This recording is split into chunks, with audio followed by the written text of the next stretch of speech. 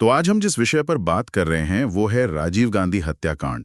हमारे पास एक video script का सार है और हम उसी के जरिए इस पूरी घटना को समझने की कोशिश करेंगे। जी, ये भारत के इतिहास की एक बहुत ही महत्वपूर्ण और दुखद घटना है। भारत के सबसे युवा प्रधानमंत्री की हत्या। बिल्कुल। तो चलिए शुरू करते हैं उस रात से। तारीख थी 21 मई 1991। जगह श्री पेरम्बुदूर, तमिलनाडु। हाँ, वहाँ एक चुनावी रैली थी। राजीव गांधी मंच की तरफ बढ़ रहे थे।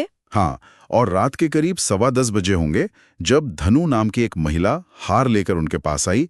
वो पैर छूने नीचे झुकी और तभी एक जबरदस्त धमाका हुआ, बहुत भयानक। हाँ, और जो सबसे चौंकाने वाली बात सामने आई बाद में, वो ये कि धनु ने अपने कपड़ों के नीचे एक बॉम्ब बेल्ट पहनी हुई थी। जी, ये एक आत्मघाती हमला था, सुइसाइड बॉम्बिंग। उसी धमाके में राजीव गांधी, वो हमलावर धनु और 14 और लोग, उनकी वहीं मौके पर ही मौत हो गई। इसने पूरे देश को बल्कि पूरी दुनिया को स्तब्ध कर दिया था। ये बहुत बड़ा झटका था। सही कहा।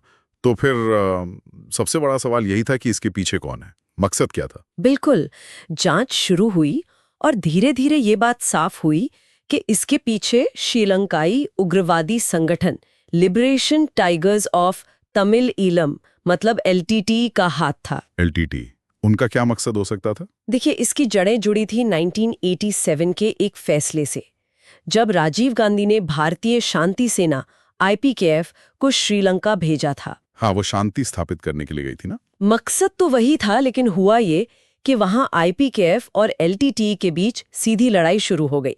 बहुत खून खराबा हुआ। अच्छा। तो माना यह जाता है कि एलटीटी उसी का बदला लेना चाहता था राजीव गांधी से, उनके उस फैसले का। समझ गया। तो ये थी वजह। इस घटना के बाद जाहिर है जांच तो बड़े स्तर पर हुई होगी। जी हाँ, बिल्कुल।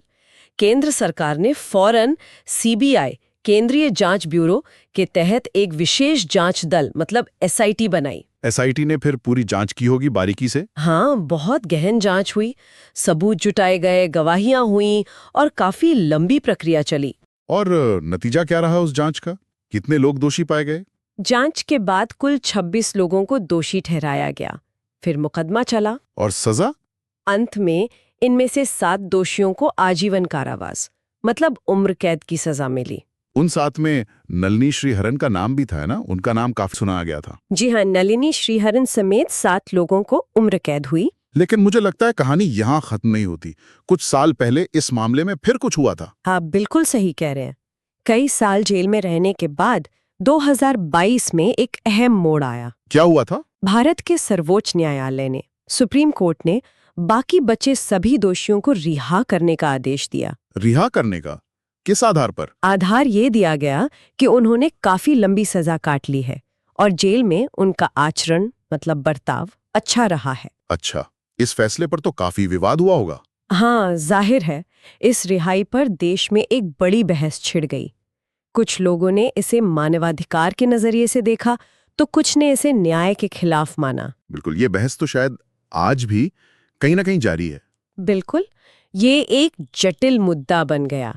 और राजीव गांधी की मौत निस्संदेह भारतीय राजनीति में एक बड़ा मोड़ था। उनकी जो विरासत है, खासकर टेक्नोलॉजी, शिक्षा, पंचायती राज। हाँ, उन क्षेत्रों में उनके काम को याद किया जाता है, उनकी एक अपनी विरासत है। सही। लेकिन अगर हम इस पूरी घटना को देखें तो कुछ सवाल तो मन में आते हैं, जैसे क्या वाकई न्याय हुआ? दोषियों की रिहाई के बाद ये सवाल और गहरा हो जाता है।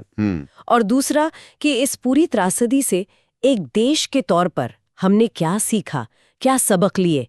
ये कुछ ऐसे बिंदु हैं जिन पर शायद हमें सोचने की जरूरत है। बिल्कुल सही, ये सोचने वाली बातें हैं। तो ये थी राजीव गांधी हत्याकांड से जुड़ी वो मुख्य जानकारी जो हमारे स्रोत में दी गई थी।